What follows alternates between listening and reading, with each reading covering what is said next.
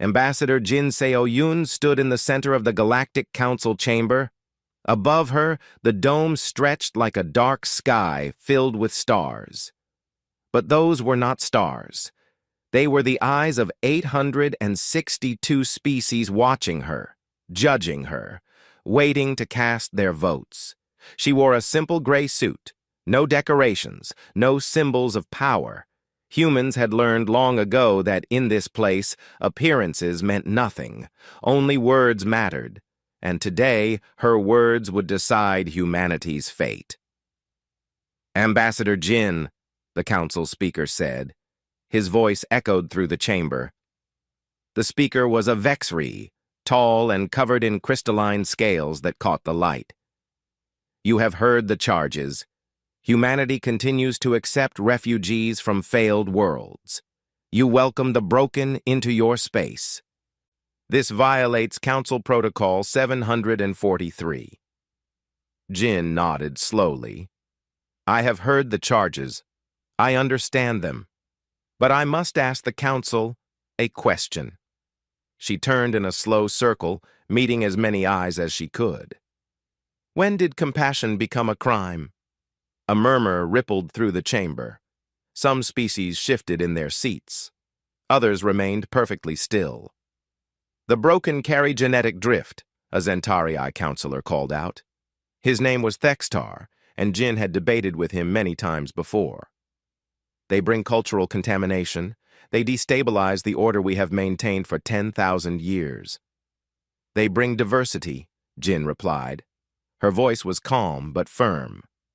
"They bring new perspectives, new solutions to old problems. Yes, their worlds failed, but that does not mean they are failures."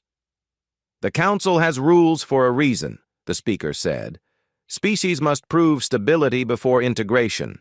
These refugees have not proven anything except that their civilizations collapsed." Jin felt her jaw tighten. She had prepared for this moment for months. She knew what was coming. But knowing did not make it easier. 3 weeks ago, she said, humanity received a distress call from the broken claw species. Their star was dying. They had 6 months before their world would be uninhabitable. The Council denied their petition for emergency relocation. You said they had not met the stability requirements. "Correct," the speaker said. "Their genetic markers showed excessive mutation. Their society had fractured into competing factions. They did not meet the standards. So we took them," Jin said simply, "all 50,000 of them. We gave them shelter on our stations. We gave them food, medicine, and hope. And you know what we discovered? Their mutations were not weakness. They were adaptations. Their factions were not failures. They were different approaches to the same problem. Within 2 weeks, their quantum physicists were helping our engineers solve problems we had struggled with for years." "Irrelevant," another counselor shouted. "You broke protocol." "I broke a bad rule," Jin shot back, "and I would do it again, every single time." The chamber erupted. Some species shouted in agreement. Others roared their disapproval. The speaker raised his hands and slowly, silence returned. "Ambassador Jin," he said quietly, "the Council has been patient with humanity. We have overlooked minor violations. We have given warnings, but this is not minor. You have accepted the broken in numbers that threaten the galactic order. You have built an entire network of sanctuary stations. You have made it clear that you will not stop." "No," Jin said, "we will not stop, because we have learned something the Council seems to have forgotten. Worth is not measured by where you come from. It is measured by what you can become." Thextar stood.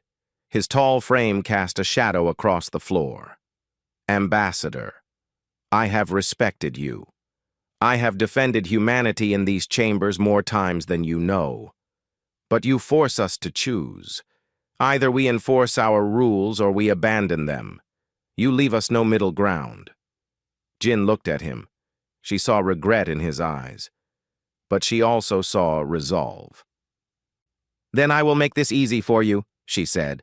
Humanity will not abandon the broken. We will not turn away refugees because their genetics are imperfect or their cultures are different from yours.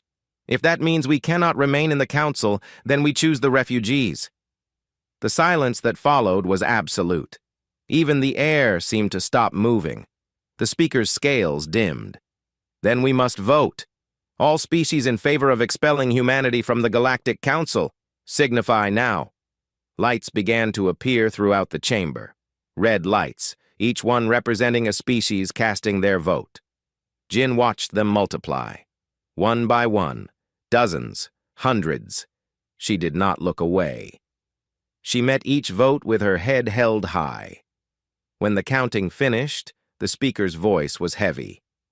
847 votes to expel, 12 abstentions, 3 votes in support of humanity. He paused. "Ambassador Jin Seo-yun, humanity is hereby expelled from the Galactic Council. You have 10 cycles to remove all assets from Council space. Your people are no longer welcome in our territories." Jin bowed her head once, not in shame, in acknowledgement. When she looked up again, her eyes were clear. "You have taught us something valuable today," she said. Her voice carried to every corner of the chamber. "You have taught us that this galaxy has no room for compassion, that there is no place for those who choose mercy over rules." She smiled then, and it was not a bitter smile. It was something else, something that made some counselors shift uncomfortably. "So we will build our own room. We will go to the places you fear, the dark spaces between your stars, the void sectors you have abandoned, and we will build something better there." She turned and walked toward the exit. Her footsteps echoed in the silence. "Ambassador," Thextar called out. She paused but did not turn around. "I am sorry it came to this." "So am I," Jin replied, "but not for the reasons you think." She left the chamber. Behind her, 862 species sat in their seats, watching the door close. They did not know it yet, but they had just made the biggest mistake in galactic history.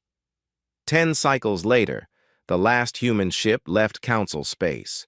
They headed toward the void sectors, toward the darkness between stars, toward the places that civilized species avoided. They carried with them 50,000 Broken Claw refugees, 20,000 displaced Krishar, and 15,000 other beings from a dozen failed worlds. And in the lead ship, Ambassador Jin Seo-yun looked at the darkness ahead and smiled. They had been expelled from the light, so they would claim the void instead, and they would make it shine. Captain Park Min-ho floated in the observation dome of Haven 7. Through the transparent walls, he could see the station taking shape. Massive curved sections rotated slowly, creating artificial gravity for the beings who would live inside. Construction drones moved like silver insects, welding and connecting and building. 15 years had passed since humanity left Council space. 15 years of building in the dark.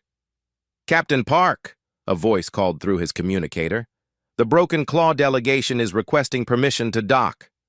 "Grant it," Min-ho replied, and notified Dr. Lee that her guests are arriving. He pushed off from the wall and floated toward the exit. After 15 years in the void, he moved through zero gravity like he had been born to it. Most humans did now. The void had changed them, made them adaptable in ways the Council could never have predicted. Dr. Lee Da-un waited at the docking bay. She was a small woman with sharp eyes and hands that never stopped moving. Right now, those hands were checking data on a tablet, reviewing the biometric information of the incoming refugees. "How many this time?" Min-ho asked as he landed beside her.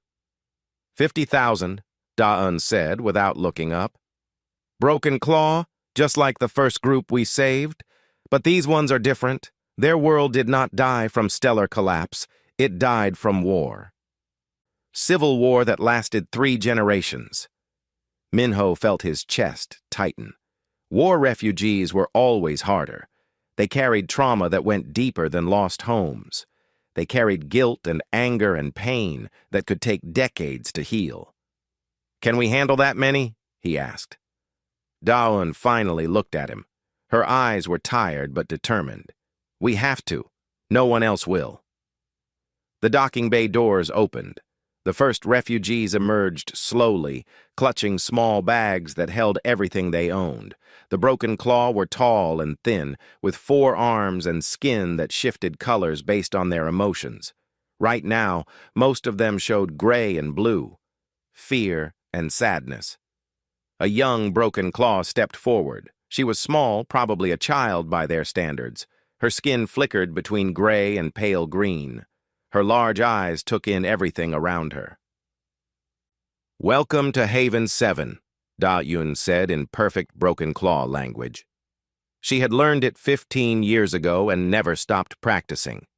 "You are safe here. You are home." The child's skin shifted to yellow. Hope.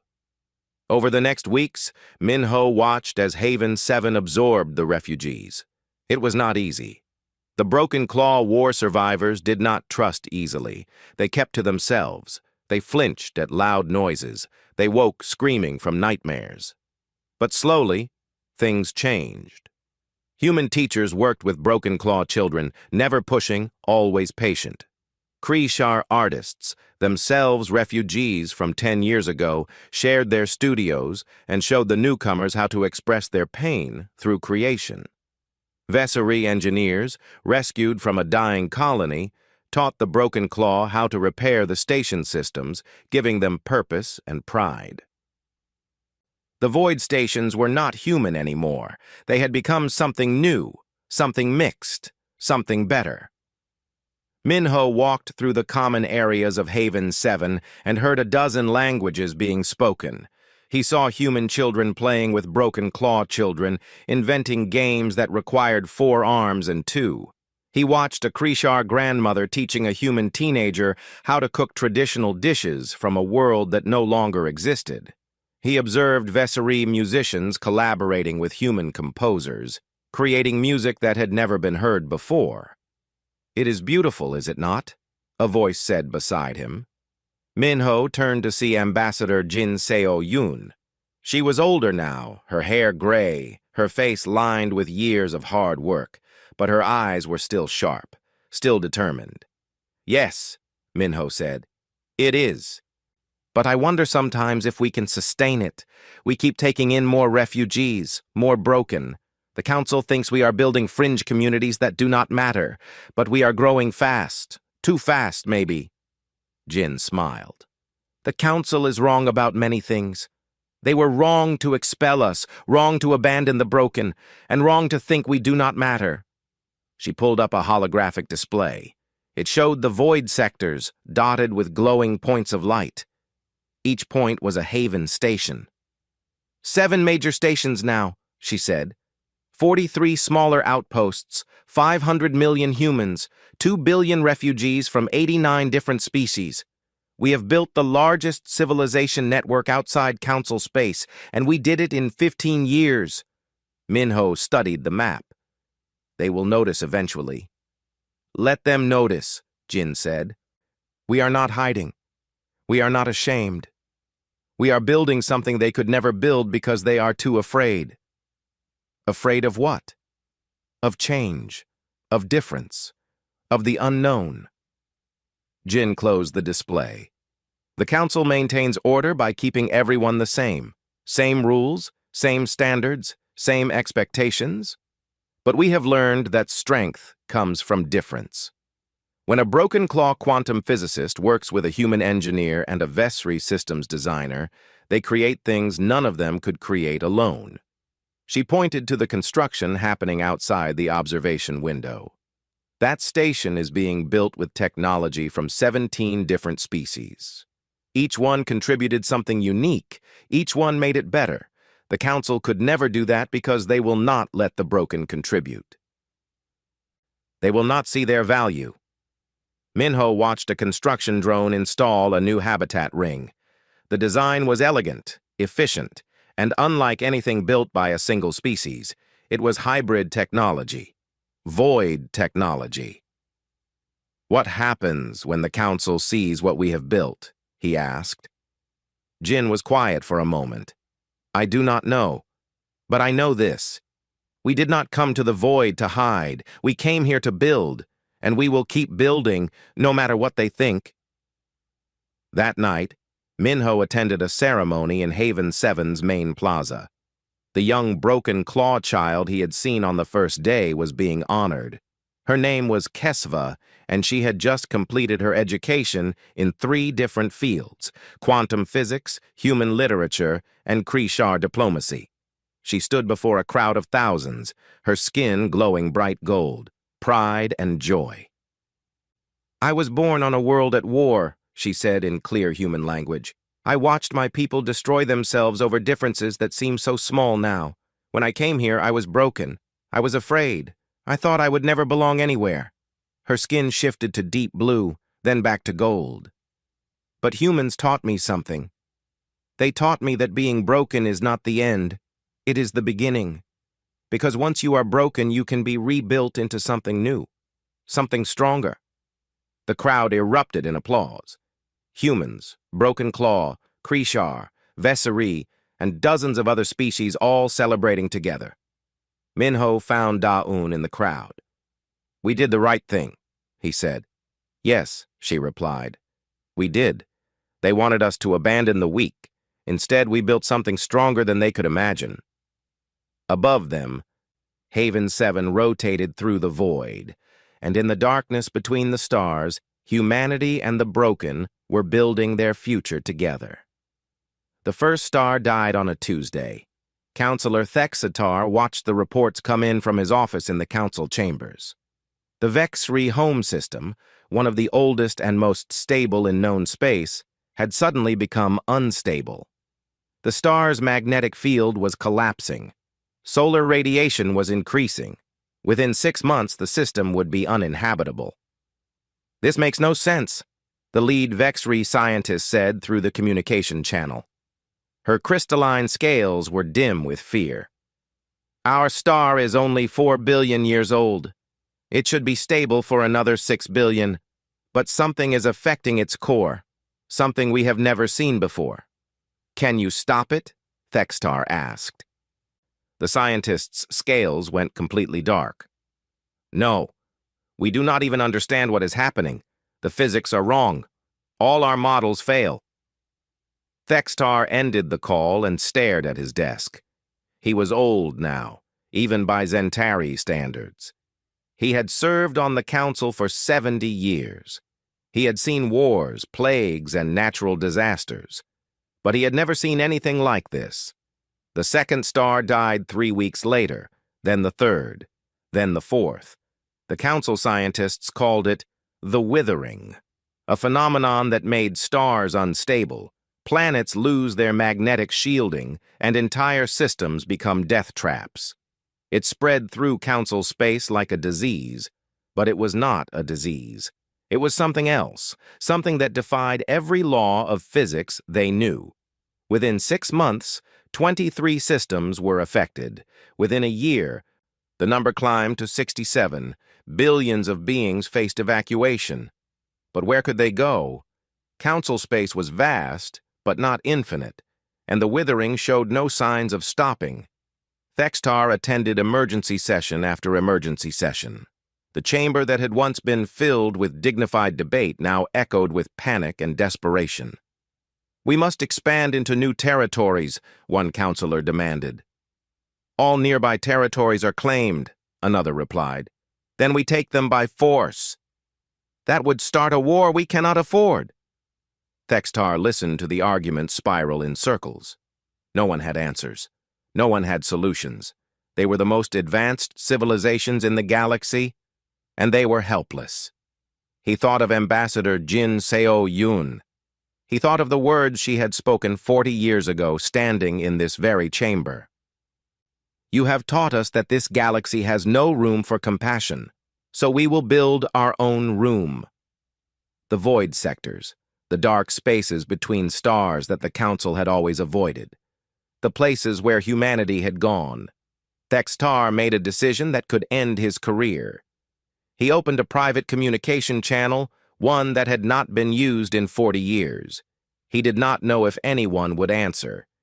Humanity owed the Council nothing. Less than nothing after what they had done. The channel connected. A face appeared on his screen.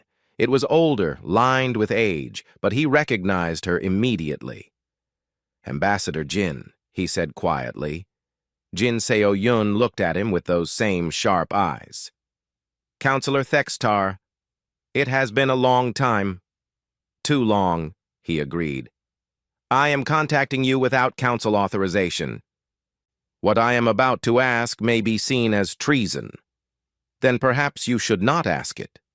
Thextar allowed himself a small smile. "I see you have not lost your directness." "Very well. I will be direct as well. The Council needs help. We are facing a crisis we cannot solve. Our stars are dying.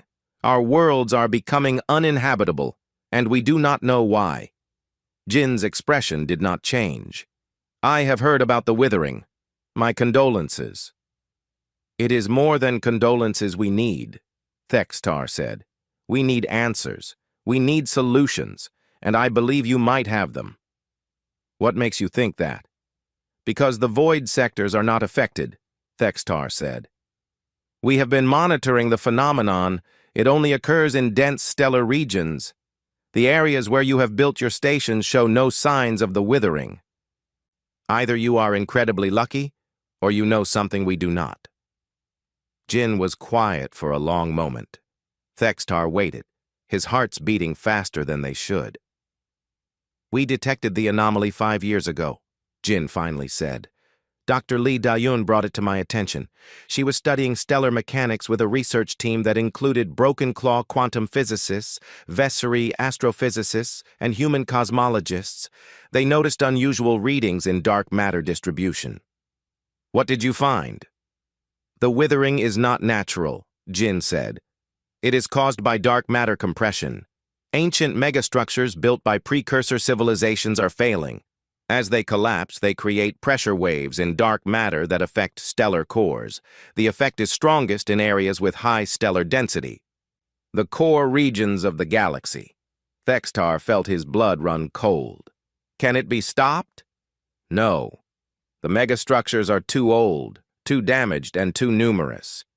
But it can be survived. The void regions, where stellar density is low, are stable. The dark matter pressure is distributed differently here. Stars are safe. Planets are safe." "You are saying the only solution is evacuation," Thextar said. "Evacuation to the void sectors." "Yes, but those sectors are occupied now. By us. By the people you expelled." Thextar closed his eyes. The irony was almost too much to bear. The Council had driven humanity into the void, into the regions they considered worthless, and now those regions were the only safe places left. "How many can you accommodate?" he asked. "That depends," Jin said. "How many need accommodation?" "Current projections suggest 80% of Council populations will need evacuation within 2 years. That is nearly 5 trillion beings." Jin did not react to the number. She simply nodded. "I need to consult with my people. This is not a decision I can make alone." "I understand. But Ambassador, please understand our situation. We are desperate. We are dying. I know we do not deserve your help. I know what we did to you. But I am asking anyway." Jin studied him through the screen. "You voted to expel us, Counselor Thextar. I have not forgotten that." "Neither have I," he said quietly. "It is a vote I have regretted every day since, but regret does not change the past. Only actions can change the future." "No," Jin said, "but they can inform it. I will contact you within 1 week." The screen went dark. Thextar sat alone in his office, staring at the dead display. He had just asked the people his civilization had rejected to save them. He had just admitted that everything the Council stood for, all their rules about worthiness and standards and order, had been wrong. Because the beings they called broken, The refugees they had rejected had been the ones to solve the mystery of the withering, the ones who had built safe havens in the void, the ones who now held the council's fate in their hands. He thought about the vote, 40 years ago. 847 species voting to expel humanity. Only 3 voting to keep them. He wondered how many of those 847 regretted their votes now. He wondered if regret would be enough. In the void sectors, Ambassador Jin Seo-yun ended the call and sat back in her chair. Captain Park Min-ho and Dr. Lee Da-eun stood beside her, having listened to the entire conversation. "So," Min-ho said, "they want our help." "Yes," Jin replied, "after everything they did to us." "Yes." "What are you going to tell them?" Jin looked out at the stars visible through her window, stars that were safe, stars that would not die. "I'm going to tell them the truth," she said, "that I need to ask the people they called broken whether we should save the people who abandoned us." Da-eun smiled. "You already know what they will say." Jin nodded slowly. "Yes, I do. But they deserve to be asked." Haven 1's Central Assembly Hall was designed to hold 10,000 beings. Today, it held 50,000. They crowded into every available space, filling the seats, standing in the aisles, watching from balconies and overflow rooms. Humans, Broken Claw, Krishar, Vesserie, and 85 other species, all of them refugees, all of them saved by humanity, all of them now being asked to save their savior's enemies. Ambassador Jin Seo-yun stood at the center platform. She was 83 years old now. Her hair was white. Her hands shook slightly when she was tired, but her voice was still strong. "You all know why we are here," she said. The chamber's translation systems carried her words into every language spoken in the void. "The Galactic Council has asked for our help. The withering is destroying their worlds. They need evacuation. They need shelter. They need us." A murmur rippled through the crowd. Some angry, some confused, some simply shocked. "They expelled us," a human voice called out. Jin recognized him as Lee Jun-ho, one of the original colonists who had left council space 40 years ago. "They called us criminals for saving refugees. And now they want us to save them?" "Yes," Jin said simply. "Why should we?" another voice demanded. This one belonged to a Krishar elder, her green skin marked with traditional scars. "They watched my world burn. They denied our petition for help. Only humans answered our call. Why should we help those who abandoned us?" The murmur grew louder. More voices joined in. 40 years of pain and rejection and anger bubbled to the surface. Jin raised her hand. Slowly, the noise subsided. "I hear you," she said. "I feel the same anger, the same pain. I stood in the council chambers and begged them to show mercy. They refused. They expelled us. They called the people we saved broken and unworthy. They made it clear that we had no place in their galaxy." She paused, letting the words sink in. "So now I am asking you to make a choice, not as refugees, not as the broken, but as the people who built this civilization. Do we help them?" "No," several voices shouted. "Let them suffer." Others agreed. "They deserve this." Jin nodded. "Perhaps they do. Perhaps this is justice. They made rules that valued order over life. They created standards that excluded anyone who did not fit their perfect mold. And now those rules, those standards cannot save them." She looked around the chamber, meeting as many eyes as she could. "But I need to ask you another question. Is justice more important than mercy?" The chamber fell silent. A figure stood in the back. Jin's old eyes could not see clearly at that distance, but the translation system identified the speaker. It was Kesava, the young Broken Claw child who had arrived on Haven 7 25 years ago. She was an adult now, a respected cultural liaison between species. "Ambassador Jin," Kesava said. Her voice was clear and strong. "May I speak?" "Of course." Kesava walked down the central aisle. Her forearms moved gracefully. Her skin showed colors that Jin had learned to read over the years. Right now, she displayed deep blue and bright gold. Sadness and determination. "I was 6 years old when I came to Haven 7, Kesava said. "I had watched my world tear itself apart. I had seen my family killed in a war that made no sense. When the human ships arrived, I did not understand why. Why would anyone save us? We were broken. We had failed. We deserved nothing." She reached the center platform and stood beside Jin. "But humans saved us anyway. Not because we deserved it. Not because we had earned it. But because we needed it. Because they believed that every life has value, even broken ones." She turned to face the crowd. The council did not believe that. They measured worth by success, by stability, by meeting their standards. And when we could not meet those standards, they abandoned us. Heads nodded throughout the chamber. Everyone here had similar stories. "Now they are the ones who cannot meet the standards," Kesava continued. "Their civilizations are failing. Their worlds are dying. By their own logic, they should be abandoned, left to face the consequences of their failure." She paused. Her skin shifted to pure gold. "But humans taught me that survival is not about deserving rescue, it is about being rescued anyway. They taught me that civilization is not about excluding the weak, it is about protecting them. And they taught me that the measure of a people is not how they treat their friends, but how they treat their enemies." Kesava looked at Jin.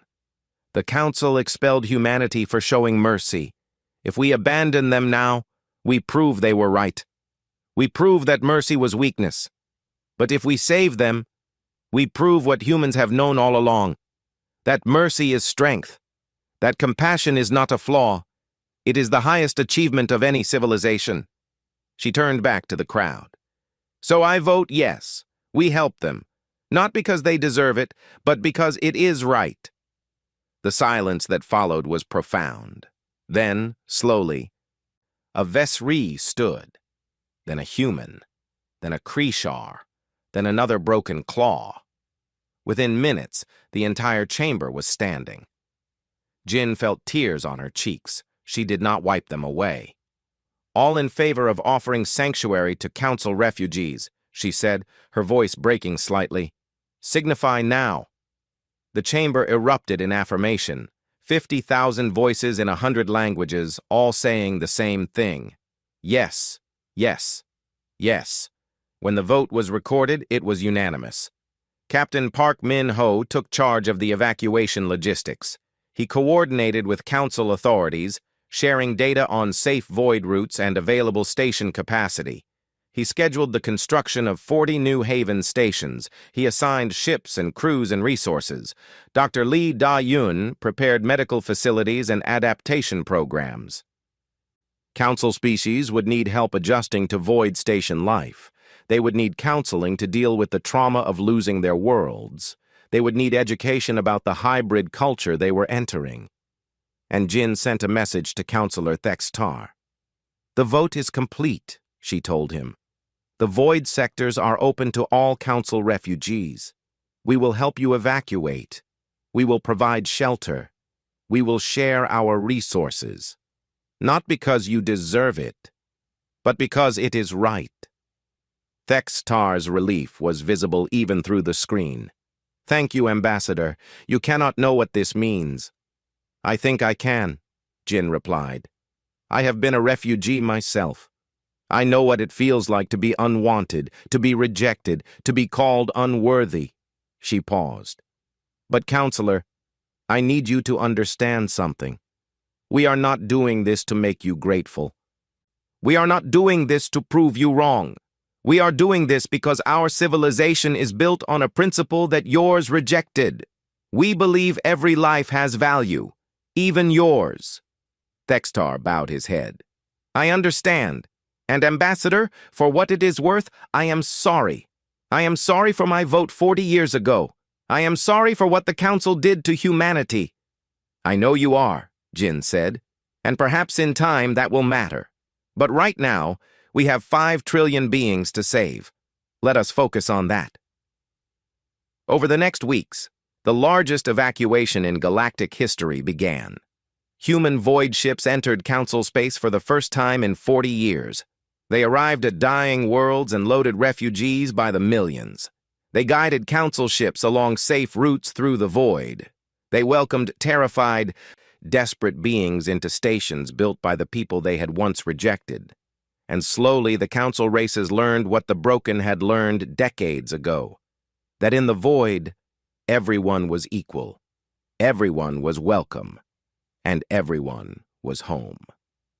6 months after the evacuation began, Ambassador Jin Seo-yun stood before the First Universal Assembly. The chamber was different from the old council halls. It was not a dome with seats arranged in tiers of importance. It was a circle. Every species had the same space. Every voice carried the same weight. She looked around at the representatives. Humans sat beside Broken Claw, Vexri beside Krishar, Zentari beside Vessery, and dozens of other species, all mixed together, former council races and former refugees, no longer separated by status or worthiness. 60% of former council populations now lived in the Void Network, 3 trillion beings in what had become the largest civilization in galactic history. 47 major haven stations, and hundreds of smaller outposts, all connected by ships that moved through the dark spaces between stars. Jin was tired, bone deep, tired. At 84, she had earned the right to rest, but not yet, not until this final task was complete. "Representatives," she began. Her voice was softer now than it had been in her youth, but it still commanded attention. "We have gathered here today to decide our future. For the past 6 months, we have focused on survival, on evacuation, on building shelters and providing food and medicine. But survival is not enough. We must now decide what kind of civilization we want to build." A Vexri representative stood. His scales were bright, showing confidence. "Ambassador Jin, may I speak?" "Of course, Representative Vexnor." "I want to address something that many of my people have discussed privately," Vexnor said. "We came here as refugees. We came because we had no choice. But now that we are here, we see what you have built. We see the cooperation between species, the sharing of technology, the acceptance of difference." His scales dimmed slightly. "And we are ashamed." A murmur ran through the chamber. "For 10,000 years, the Council maintained order by enforcing sameness," Vexnor continued. "We created standards that excluded anyone who did not fit our model of success. We called it stability, but it was fear of change. Fear of the unknown, fear of being challenged." He looked directly at Jin. "You were right, Ambassador. 40 years ago, you stood in the council chambers and told us that compassion was not a crime. We rejected you. We expelled humanity for having the courage to do what we would not. And now, you have saved us despite our rejection." Councillor Thextar stood next. He was old now, even by Zentari standards. His movements were slow and careful. "Representative Vexnor speaks truth," Thextar said. "But I want to add something. Ambassador Jin, you once asked the Council when compassion became a crime. We could not answer that question because we did not want to face the truth. Compassion was never a crime. But it was a threat to the system we had built, the hierarchy we had maintained, the power we had claimed." He turned to address the entire assembly. "We told ourselves that excluding the broken was necessary for galactic order, but the real reason was simpler. We were afraid that if we accepted those who had failed, we would have to admit that failure is not permanent, that worth is not determined by success, that any of us could fall and still deserve help." His voice grew stronger. Humanity terrified us because they proved we were wrong. They built a thriving civilization from refugees. They created innovation from diversity. They achieved what we said was impossible. Jin raised her hand gently. Counselor Thextar, this is not about blame. This is not about apologies. This is about moving forward. I know, Thextar said, but before we move forward, we must acknowledge the past. We must admit what we did wrong, not to punish ourselves, but to ensure we never make the same mistakes again. A young voice spoke from the other side of the chamber. It was HFY, now representing the Broken Claw species. I have a proposal, she said. We have called this the Universal Assembly. But what does that mean? Are we simply rebuilding the council with a different name? Or are we creating something truly new? What do you suggest? Jin asked. HFY walked to the center of the circle. I suggest we formalize what humans have been doing for 40 years. I propose the Constellation Compact, a framework for civilization based not on exclusion, but on inclusion, not on standards of worthiness, but on recognition of potential, not on hierarchy, but on partnership. She pulled up a holographic display. It showed a document, already drafted, with input from dozens of species. The compact has 3 core principles, HFY explained. First, every being has inherent value, regardless of origin or circumstance. Second, diversity is strength, not weakness. Third, help is given not because it is earned, but because it is needed. Dr. Lee Da-Yun stood. I have reviewed this proposal with my team. We believe it is workable. But it requires something the Council never had. It requires trust. Trust that other species will contribute rather than exploit. Trust that cooperation will benefit everyone rather than creating new hierarchies. Trust must be earned, a Krishar representative said. No, Captain Park Min-ho replied, standing. Trust must be given first. Then it is proven or broken. The Council tried to build civilization on proven worthiness. It failed because worthiness cannot be proven without opportunity.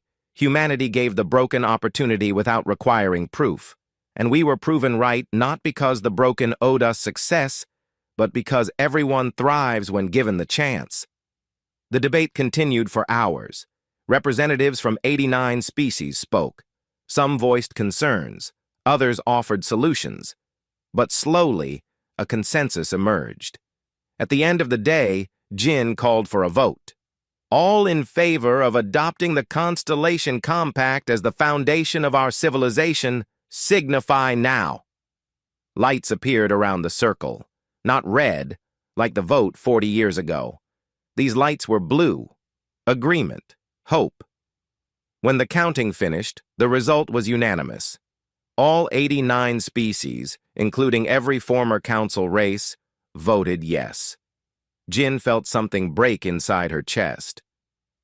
Not pain, relief, completion. She had spent 40 years building toward this moment, 40 years proving that compassion was not weakness, that mercy was not foolishness, that civilization could be built on acceptance rather than exclusion. The Constellation Compact is adopted, she announced. Her voice cracked with emotion. We are no longer refugees. We are no longer council races or broken species. We are the Constellation, and we are home. The chamber erupted in celebration. Beings from dozens of species embraced. Humans hugged Broken Claw.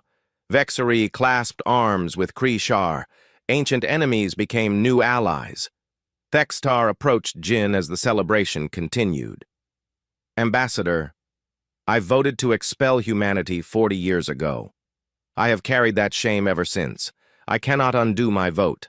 I cannot change the past.